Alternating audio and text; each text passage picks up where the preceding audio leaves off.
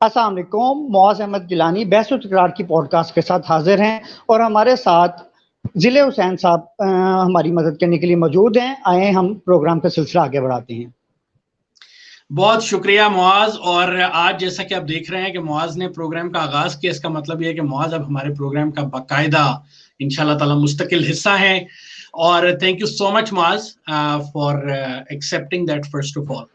और तमाम देखने और सुनने वालों को अस्सलाम वालेकुम। हम दोनों की तरफ से, बहस व तकरार की तरफ से और हमारे चैनल की तरफ से, अगर आपने हमारा चैनल अभी तक सब्सक्राइब नहीं किया तो चैनल को सब्सक्राइब कीजिए और घंटी के बटन पर क्लिक कीजिए ताकि आपको हमारी ये वीकली पॉडकास्ट मौसूल होती रहें।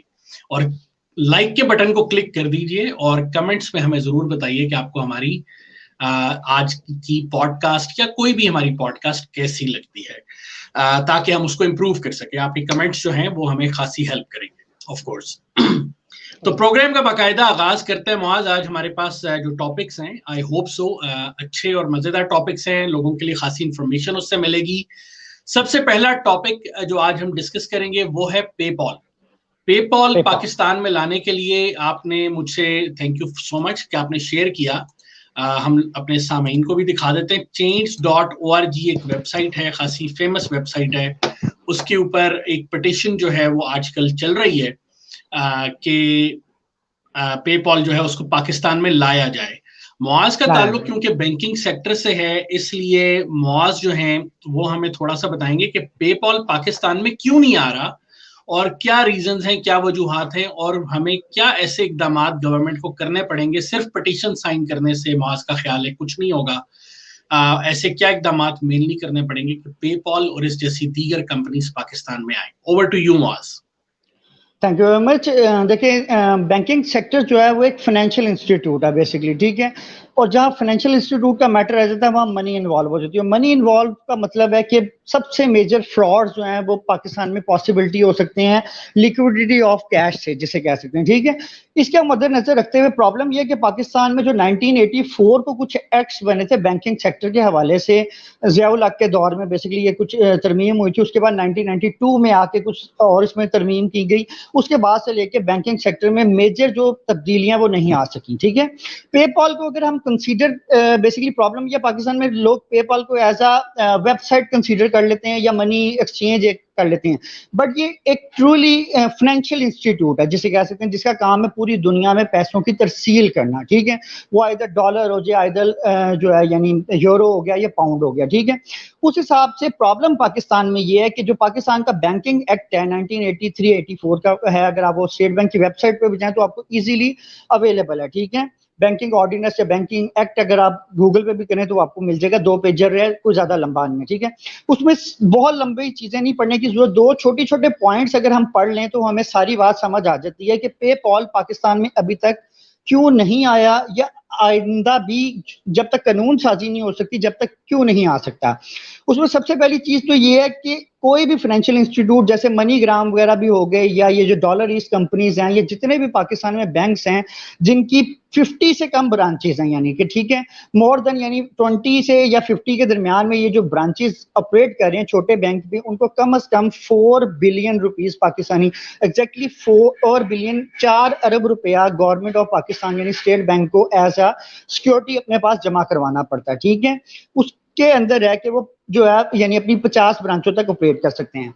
50 से ऑनवर्ड जितनी भी आपकी ब्रांचें हैं, आइदर 1000 है, 500 है, 200 है, आपको मिनिमम 10 बिलियन यानी 10 अरब रुपया आपको स्टेट बैंक के पास एज अ सिक्योरिटी अपने जमा करवानी पड़ती है, जिसका जो 20% है यानी कि वो तकरीबन 2 अरब से 4 अरब रुपया जो है तकरीबन, वो आपके जो यानी स्टेक होल्डर्स होते हैं, यानी जो डायरेक्टर्स होते हैं किसी भी बैंक के मेजर जिनके पास पोर्शन होता है, वो जमा करवाते हैं अपनी अमाउंट में से, और बाकी वो रैंडमली जो पब्लिक से एज अ शेयर्स की सूरत में इकट्ठा करके वो यानी स्टेट बैंक को जमा कराते हैं। नंबर 1 तो ये प्रॉब्लम है कि पेपॉल किसी भी सूरत में इतनी बड़ी अमाउंट स्टेट बैंक को देने के लिए तैयार नहीं है, ठीक है।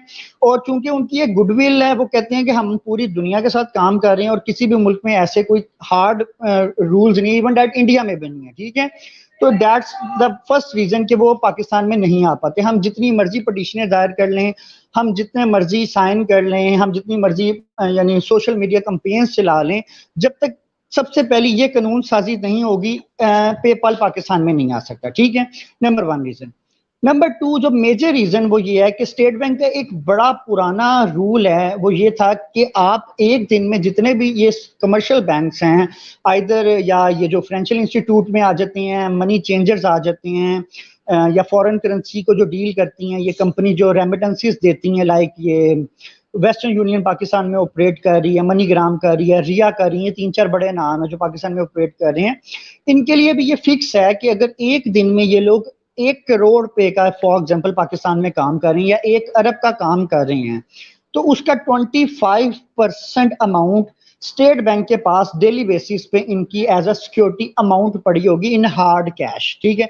यानी स्टेट बैंक के शाम होने से पहले पहले 25% अमाउंट ऑलमोस्ट पड़ी होगी। यानी कि अगर एक पेपाल पाकिस्तान में आता है, सबसे पहले तो उसको 10 अरब रुपया, अगर वो 50 से ज्यादा ब्रांचेस पाकिस्तान में बनाता है, या इधर चले बड़े शहरों को भी आप काउंट करें, 50 ब्रांचेस के करीब एक नेटवर्क पाकिस्तान में बनाता है प्रॉपर्ली, जिसे कह सकते हैं, तो फिर क्या होगा, उसको 4 अरब रुपया तकरीबन देना पड़ेगा। नंबर 2, अगर एक दिन की उसकी ट्रांजैक्शन वैल्यू 1 करोड़ पे हो जाती है, तो उसकी कैश वैल्यू का 25% यानी कि 25 लाख रुपए तकरीबन डेली बेसिस पे स्टेट के पास उनकी अमानत के तौर पे पड़ा होना चाहिए। ये 2 मेजर हैं जिनके लिए हमें कानून साजी करनी होगी अपनी असम्बली के अंदर, स्टेट बैंक के अंदर, और फॉरेन मिनिस्ट्री यानी जो हमारा ये अदारा है गवर्नमेंट का, उसको चेंज करनी पड़ेगी। ये 2 बेसिकली प्रॉपर पॉइंट्स हैं।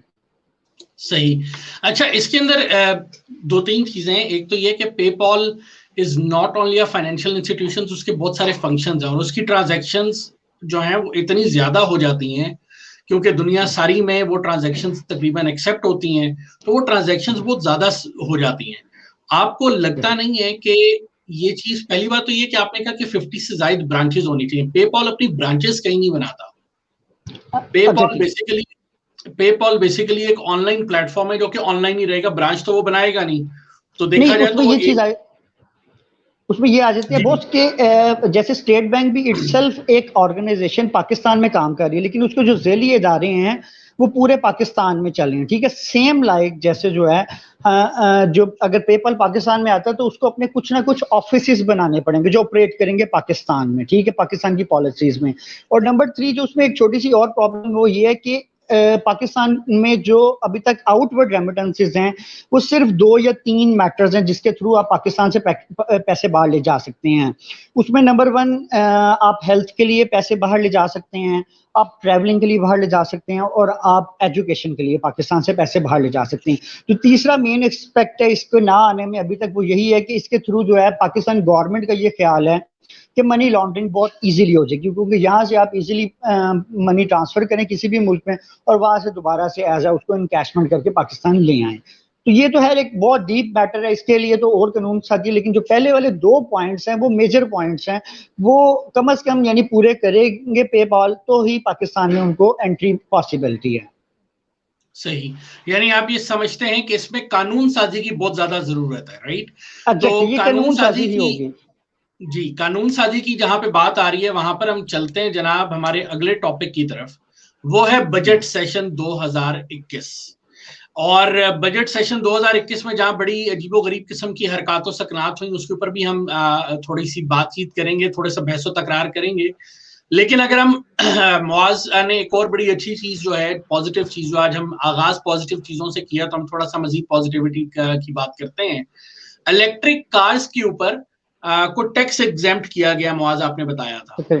तो उसके बारे में थोड़ा सा हमारे देखने वालों को बताएं कि वो क्या सूरत हाल है, इलेक्ट्रिक कार्स का पाकिस्तान में फ्यूचर क्या है और इसका फायदा क्या होगा। देखिए, सबसे पहली बात, मैं पाकिस्तानी हूँ, आप भी पाकिस्तानी हैं, मतलब रह बा रहे हैं, बट हमारी प्रॉब्लम ये है कि हम चेंज को ना एक्सेप्ट नहीं करते। बहुत प्रॉब्लम है हमारे यहाँ। हम आज भी वही एक लकीर के फकीर वाली जो मैटर है ना, उसी पे हम चलते रहते हैं। हम जो है वो एक्सेप्टेबिलिटी उस टाइम करते हैं जिस चीज़ की जिसको दुनिया छोड़ चुकी होती है, ठीक है। इवन डैट अगर हम टिकटॉकर्स देखें या डिफरेंट सोशल ट्रेंड्स भी देखें ना, तो जो आज से साल पहले कहीं इंटरनेशनल मीडिया पे एक ट्रेंडिंग चल रही होती है ना, वो हम अपने टिकटॉक या यूट्यूब पे ना 1 साल 6 माह बाद जो है उसको वो ट्रेंड अपना रहे होते हैं। सेम लाइक इस टाइम वक्त की जरूरत बन चुकी है इलेक्ट्रिक कार्स, जिसे कह सकते हैं, क्योंकि पूरी दुनिया में आपने देखा ऑयल क्राइसिस आ रही हैं, ऑयल की प्राइसेस आ रही हैं, ऑयल कम हो रहा है, ठीक है। प्लस जो है माहौल में डिफरेंस आ रहा है, यानी कि बहुत ज्यादा पोल्यूशन क्रिएट हो रही है, उस सेंस में गवर्नमेंट का एक अच्छा इनिशिएट है कि आप इलेक्ट्रिक कार्स इंपोर्ट करें इंस्टेड ऑफ कि आप दूसरी कार्स इंपोर्ट करें, ठीक है। उस हवाले से गवर्नमेंट ने काफी ज्यादा रिबेट्स दी हैं, टैक्स एग्जम्पशंस दी हैं, ठीक है। लेकिन हम बीइंग अ पाकिस्तानी, हमारी फिर वही एक सोच आ जाती है कि यार ये तो इलेक्ट्रिक कार्स पे दिया जा रहा है एग्जम्पशन, इसका हमें क्या फायदा, ठीक है भाई। एक गवर्नमेंट अपॉर्चुनिटी आपको दे रही है इस टाइम। पाकिस्तान से मेजर इंपोर्टर जितने भी चेक कर लें, कोई भी ऐसा नहीं है जो इलेक्ट्रिक कार्स को प्रॉपर्ली इंपोर्ट कर रहे हैं, ठीक है, या सेमी इलेक्ट्रिक कार्स को इंपोर्ट कर रहे हैं। तो सबसे मेन चीज़ है इंपोर्टर्स के लिए ये बड़ी अच्छी फैसिलिटी दी गई है कि यार आप ऑन स्पॉट इलेक्ट्रिक कार्स के लिए करें। स्पेशली जो टेस्ला वगैरह है वो भी इस मामले में पाकिस्तान में आना चाह रहे हैं कि हम भी अपना यूनिट वगैरह लगाएं, सारा करें। तो ये अगर बजट को देखा जाए तो एक पॉजिटिव इम्पैक्ट दिया गया है, एक क्रिएशन ऑफ अपॉर्चुनिटी जिसे कह सकते हैं कि दी गई है। बहुत सारी चीजें इसमें आएंगी, वर्कशॉप्स की क्रिएशन होगी, रोजगार निकलेगा, टेक्निकल पर्सन के लिए एक अच्छी चीज है जो हमें चाहिए अडॉप्ट करें हम, ये है। अच्छा, पाकिस्तान में बिजली तो है नहीं, तो इलेक्ट्रिक कार्स का क्या करेंगे भाई? इलेक्ट्रिक कार्स चलेंगी कैसे? सर देखिए उसके लिए देखिए हम जब यानी फ्यूल भी पाकिस्तान में नहीं आ रहा, पाकिस्तान तो फ्यूल भी इटसेल्फ यानी रहा है जिसे कह सकते हैं, ठीक है। लेकिन ये है कि इलेक्ट्रिसिटी के लिए हम मल्टीपल जो है वो पॉसिबिलिटीज बना सकते हैं, जैसे सोलर की में बड़ी ज्यादा डिमांड आ जाएगी, और फिर जगह जगह जाहिर सी बात है जहां आप पेट्रोल पंप्स बना रहे हैं वहां इलेक्ट्रिक पंप्स जब बनेंगे तो ऑटोमेटिकली वो अपनी एनर्जी पूरी करने के लिए सोलर पे चले जाएंगे या अल्टरनेट बेस में आ जाएंगे। ये चीज है मेजर। तो अच्छा, ये जो आपने सोलर वाली बात की है ये बड़ी जबरदस्त है, क्योंकि पाकिस्तान मेरा ख्याल से दुनिया के उन चंद मुल्कों में से है जिनके अंदर सूरज की कोई कमी नहीं है। आजकल गर्मियां भी हैं, सारा कुछ है। तो इसके साथ साथ आपको ये नहीं लगता कि सोलर पैनल्स जो हैं या सोलर के जो सिस्टम्स हैं उनके ऊपर भी रिबेट देना चाहिए था गवर्नमेंट को? एग्जैक्टली बेसिक प्रॉब्लम यही आ रही है कि हमारे यहाँ फिर वही, अगर हम बैक पे जाएं कि कानून साजी नहीं होती किसी भी चीज़ की। मतलब आज से अगर कोई 15-20 साल 25 साल पहले जाएं तो यानी कि मुझे इस तरह याद है कि मेरे एक अंकल ने आज से 25 साल पहले सोलर पैनल्स इंपोर्ट करने शुरू किए पाकिस्तान में, ठीक है। मैं गवर्नमेंट का नाम नहीं लूंगा, 25 साल का आइडिया आप लोगों को लग जाएगा कि 25 साल पहले किसकी गवर्नमेंट थी, ठीक है, जो नाजरीना में उस टाइम जो अल्टरनेट एनर्जी का हमारा वजीर था या मशीर या जो इसको डील कर रहा था वो एक नाम ले दे भाई, हम YouTube चैनल है, हमें कौन सा किसी ने बैन कर देना। मतलब पीएमएलएन की गवर्नमेंट थी उस टाइम, और जो है क्या कह सकते हैं कि जो अल्टरनेट एनर्जी का मिनिस्टर था या जो हेड था इस टाइम पाकिस्तान में वो एक होम्योपैथिक डॉक्टर था, ठीक। तो जो दुनिया ने अडॉप्शन 1995-6 में ये सोलर पैनल्स को कर दिया था, वो आज भी हमारे यहाँ 25 साल बाद एक ऑकवर्ड सेंस है। आप गवर्नमेंट कोई कानून साजी नहीं कर रही इस हवाले से कि उसके ऊपर कोई रिबेट दिया जाए, उसके ऊपर कोई फाइनेंसिंग की जाए। स्टेट बैंक ने बहुत माइनर सी एक फाइनेंसिंग शुरू की थी कि जी आप 7% पे ले लें और वो हमें रिटर्न कर दें, काफी इस तरह के मैटर्स किए थे स्टेट बैंक ने, लेकिन वो जनरल आधे से ज्यादा जनरल पब्लिक को पता ही नहीं है और वो पॉसिबिलिटी नहीं है। उसके लिए आपको इतनी ही मेहनत करनी पड़ती है कि इंसान कहता है कि यार बेहतर है कि मैं अपने पैसों से ले लूं या बाहर से कहीं से कर्जा लेके ये चीज ले लूं। ये आपकी बात बिल्कुल ठीक, लेकिन इसके अंदर अगेन कानून साजी की जब हम बात करते हैं तो देखो हमें एक चीज ये भी देखनी पड़ेगी कि हमारी असेंबलीज के अंदर किस किस्म की मखलूक जो है वो मौजूद है। माजरत के साथ हमारी जो लोग हैं जो असेंबली के अरकान हैं उनसे अगर हम बात करें तो वो नाली, सड़क बनाना और लोगों को लंगर दे देना, जो कि इस वक्त की गवर्नमेंट का सबसे बड़ा इनिशिएटिव है, मोटिव है, हम निकलते नहीं है। अनफॉर्चुनेटली ये इन लोगों का काम ही नहीं है।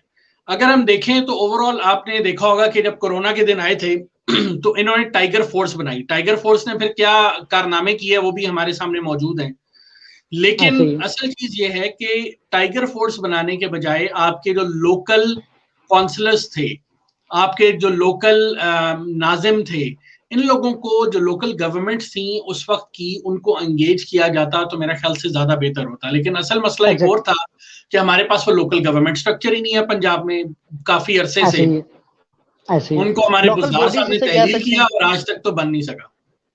एग्जैक्टली ऐसे ही है।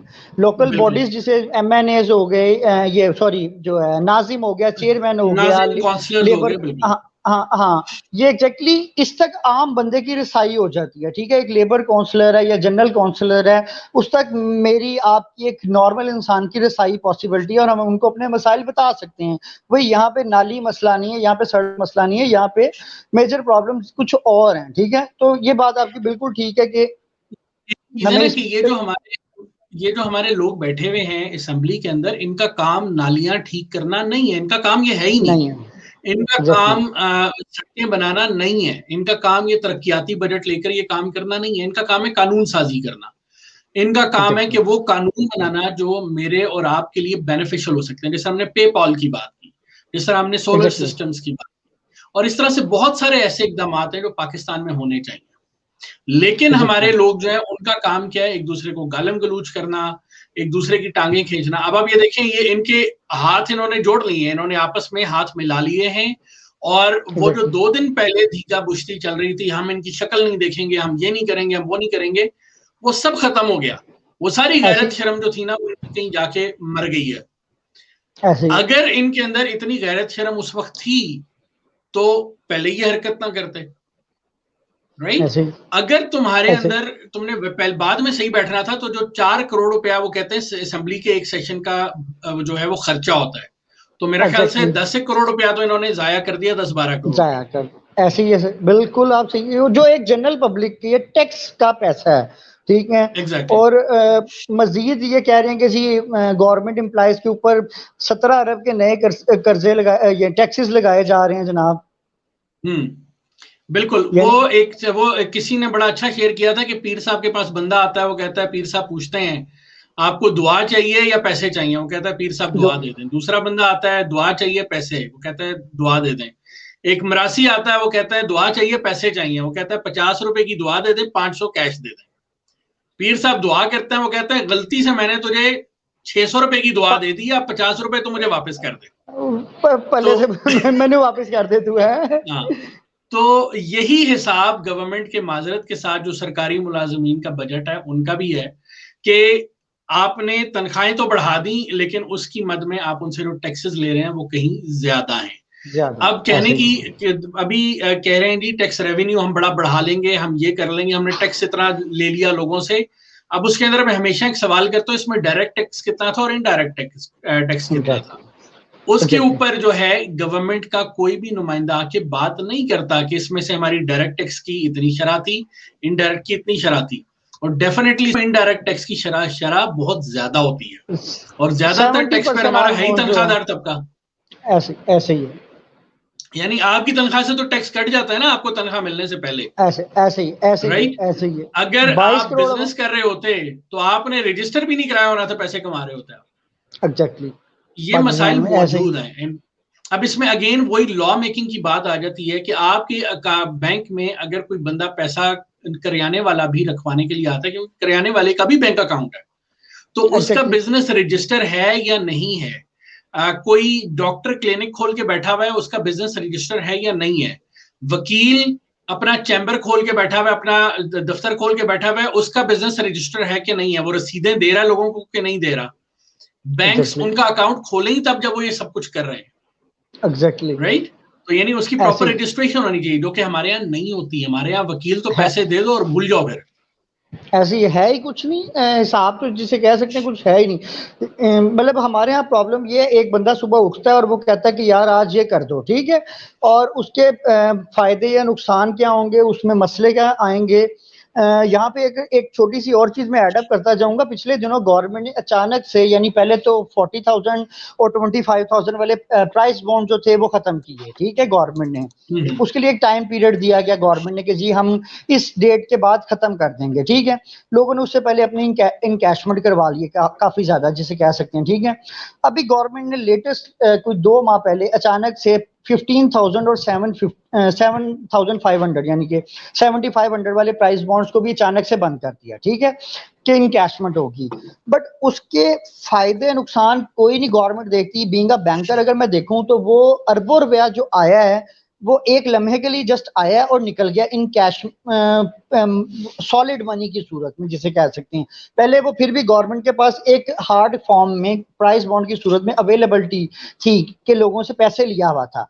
वो क्या है कि वो बिलियंस रुपीस जो है वो एक दफा तो बैंकों में आए हैं, बट द सेम टाइम अगले दिन ही वो पेमेंट्स हो गई हैं, ठीक है। और वो हार्ड कैश मार्केट में इस टाइम सर्कुलेट कर रहा है जो ज्यादा नुकसानदेह है। उससे आपकी महंगाई ज्यादा हुई है, उससे आपकी जो है कह लें ये जो प्रॉब्लम्स आई हैं इसमें, प्रॉपर्टी की प्राइसेस एकदम से शूट आउट की हैं बहुत ज्यादा दोबारा से, क्योंकि एकदम से इंजेक्शन ऑफ बिलियंस रुपीस हुआ है। तो ये चीजें हमें देखनी पड़ेंगी कि एक चीज के साथ दूसरी चीज को भी साथ लेके चलना पड़ेगा। बिल्कुल बिल्कुल। अब हम अपने नेक्स्ट टॉपिक की तरफ, जो कि हमारा आज का आखिरी टॉपिक है और बड़ा मशहूर हुआ था, अभी एक स्क्रीनशॉट चल गया था, आप लोगों ने देखा भी होगा कि वफाकुल मदारिस के ये जमीयत उलमा इस्लाम के कुछ मदारिस जो हैं उनके एक बड़ी मशहूर शख्सियत हैं मौलवी मुफ्ती अजीजुर रहमान, उनकी एक वीडियो चल रही है। वीडियो मेरे पास मौजूद है लेकिन वो इस काबिल नहीं है कि वो यहाँ पे शेयर की जा सके, क्योंकि मौलवी साहब ऐसी कोई फजूल और घटिया हरकतें कर रहे हैं और उनका जो है वो एक बयान चल रहा है बड़ा जोरों शोर से कि जी मुझे नशा देकर मुझसे ये हरकतें करवाई गई। तो मौलवी साहब की जिन जिन लोगों ने, हाँ, तो अगर मौलवी साहब की वो हरकतें देख ली जाएं, जो कि यकीनन मैं यहाँ पे नहीं दिखा सकता, तो मेरा ख्याल से कोई जी शऊर शख्स ये नहीं बता सकता मौलवी साहब नशे में थे। मौलवी साहब किसी और ही नशे में थे, वो किसी और ही नशे में थे सर, जिसे कह सकते हैं ऐसे। एग्जैक्टली, बिल्कुल किसी और ही नशे में थे। और उसके अगेंस्ट मिर्जा मोहम्मद अली, इंजीनियर मोहम्मद अली मिर्जा जो है, इंजीनियर मोहम्मद, उनका भी उनका भी एक क्लिप बड़ा चल रहा है, वो हम लोगों को दिखा देते हैं वो इस बारे में क्या कहते हैं। उनका खासा पुराना क्लिप है जो आजकल बहुत ज्यादा चल रहा है। बच्चों के साथ तुम्हारे मौलवी मुंह काला करते हैं, तुमने मदरसे इसलिए बनाए हुए हैं ताकि तुम बच्चों के साथ मुंह काला करो। ये लो अब फक्की वाला जवाब मुझसे, किस मदरसे में यह काम नहीं होता? एक मदरसे को क्लीन चिट देंगे, इससे स्कूल हजारों दर्जे बेहतर है, क्योंकि स्कूलों के अंदर हॉस्टल नहीं होते हैं, उनमें यहां ये बच्चों के साथ टीचर्स ये काम नहीं कर सकते। लेकिन मौलवियों के पास रात के वक्त भी बच्चे अवेलेबल होते हैं, दिन के वक्त भी, पर्दे में भी अवेलेबल होते हैं, ये बच्चों के साथ मुंह काला करते हैं। तो मैं फिर ये कहना शुरू कर दूं कि ये मदरसे मौलवियों ने इसलिए बनाए हुए हैं कि ताकि बच्चों के साथ मुंह काला करें। और मदरसों के माहौल जो है ना हमसे ढके छुपे नहीं है। 5-6 साल मेरी उम्र थी, उस वक्त से मैंने मदरसों में जाना शुरू किया। मदरसों का पूरा चट्टा बट्टा मुझे पता है, तमाम मकातबे फिक्र का। बच्चियों के साथ ये क्या करते हैं, बच्चों के साथ क्या करते हैं। और जिस फारूक तहसील बच्चे ने अल्लाह को जान देनी है ना, अल्लाह से डरता है, इस मदरसे से पढ़ा हुआ मौलवी उसको के कुरान पे हाथ रख के ना मेरी बात का इनकार कर दे जो मैं बातें कर रहा हूं। इनके मदरसों में ये अच्छा, इसके अंदर एक पहलू है मदरसों का, ठीक है, और एक आगे से यही जा रही है जो आंसर इसके ऊपर रिस्पांस दिया जा रहा है, वो ये कि स्कूलों में भी तो ये सब कुछ होता है, राइट। और ये बात किसी हद तक ठीक भी है, स्कूल्स में भी होता है, गली मोहल्लों में भी होता है। इसके अंदर दो चीजें हमें मेरे ख्याल से सोचने की जरूरत है। एक है हमारी माशरती पस्ती, अगर हर जगह पे ऐसा हो रहा है तो माशरती तौर पे क्या हम इतना गिर चुके हैं, हम इतना पस्त हो चुके हैं कि ये हर जगह पे हो रहा है? हमें इस बारे में सोचना पड़ेगा। दूसरी चीज ये है कि ये सिर्फ मदरसों के मौलवियों का मसला नहीं है, ये मजहबी तबके का मसला है।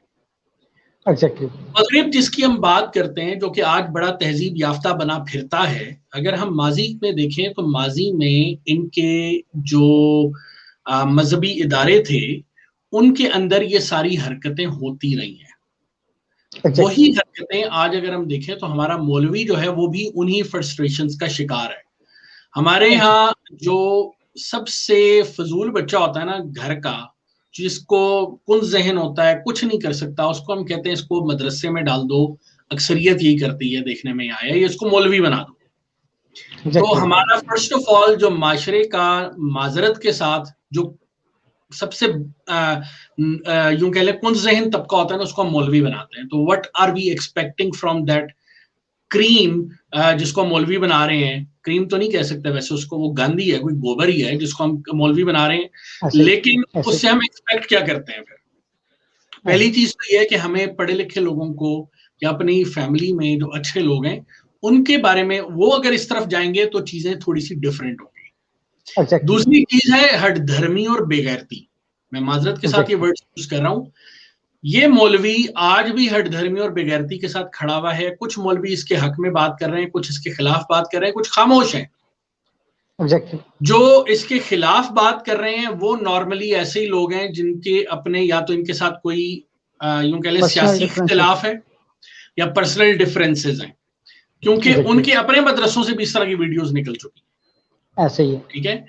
और जो इसके खिलाफ बात नहीं कर रहे, खामोश हैं, वो मुजरिमाना खामोशी के मुर्तकिब हैं। वो अपनी तरफ से कंट्रोवर्सी में नहीं आना चाह रहे, लेकिन उनका ये फर्ज बनता है कि वो इसके ऊपर बात करें। तीसरी चीज आ जाती है, वो लोग जो इसके हक में बात कर रहे हैं वो तो कंफर्म, माजरत के साथ अगेन मैं ये वर्ड यूज कर रहा हूं, हरामजादे। वो खुद इस तरह की घटिया हरकतों में मुलव्विस हैं, जिसकी वजह से वो इसकी हिमायत कर रहे हैं। मेरे ख्याल से इसकी हिमायत का तो कोई बनता नहीं है। आपका इसके बारे में क्या ख्याल है?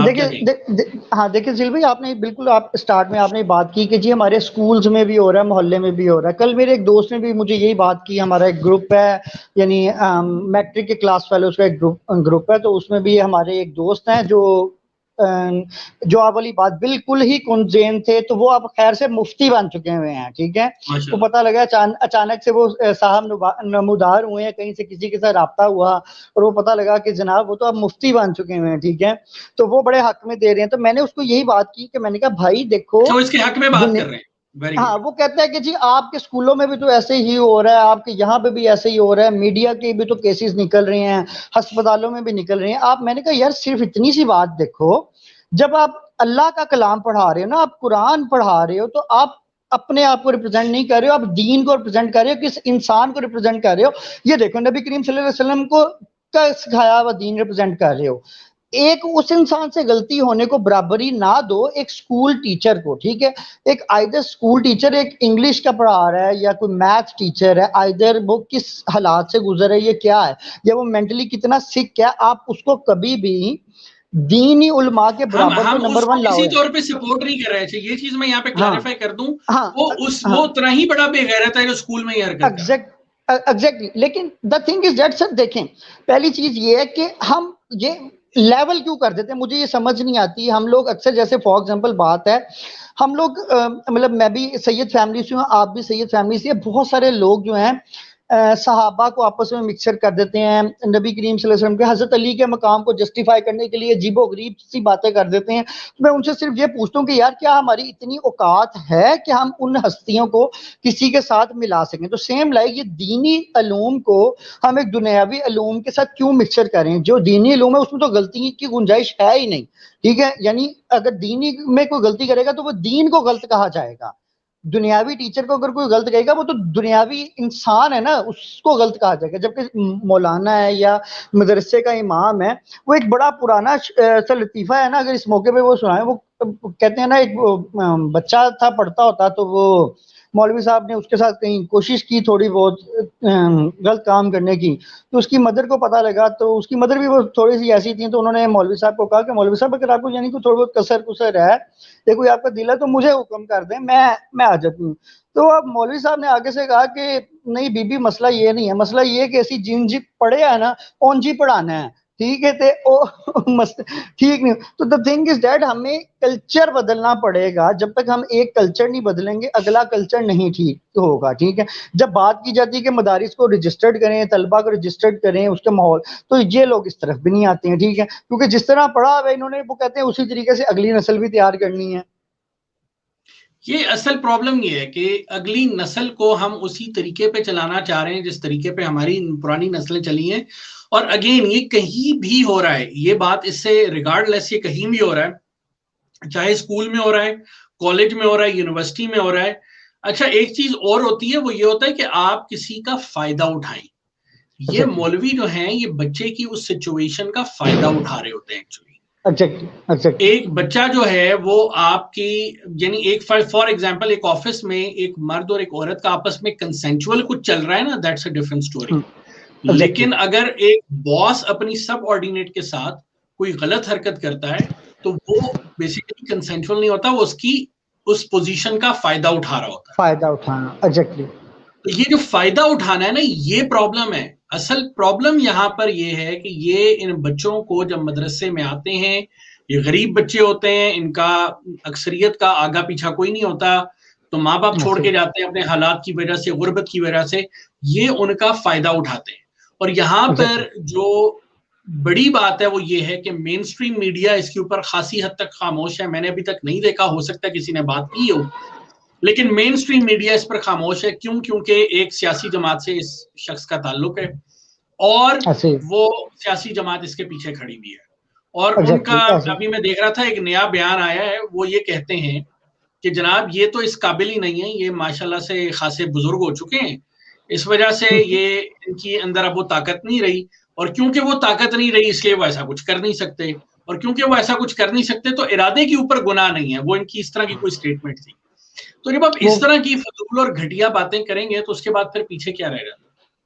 वो एग्जैक्टली मैंने, आपको याद होगा पहले प्रोग्राम में भी एक यही लतीफा सुनाया था ना कि वो लड़का लड़की कुछ करने की कोशिश करे तो बाबा जी आके पकड़ लेते हैं, ठीक है। तो अब वो बड़ी वो ये बहुत वाला साहब अब चाह रहे हैं कि जी द थिंग इज दैट कि कॉन्सेप्ट उसका मकसद तो यही था ना, अब हुआ है नहीं हुआ, जो वीडियो है उसमें इतना कुछ तो नजर नहीं आ रहा, लेकिन पता तो लग रहा है कि एक बच्चे के साथ गैर इरादी काम किया जा रहा है, ठीक है। और जब हम इनको कोई कौमे लूत की कोई बात बताएं तो ये अपने ही बयान ले आते हैं कि ऐसे नहीं तो वैसे, तो ये है तो वो है, बस जो भी है। बस बात ये कि यहाँ पे थोड़ा सा मजहबी बहस जो है वो जरूर चल पड़ेगी, लेकिन असल चीज ये है कि यहाँ पर इन मौलवियों को फर्स्ट ऑफ ऑल तो ये क्लैरिफाई करना चाहिए कि कुरान और हदीस में इसकी सजा क्या है।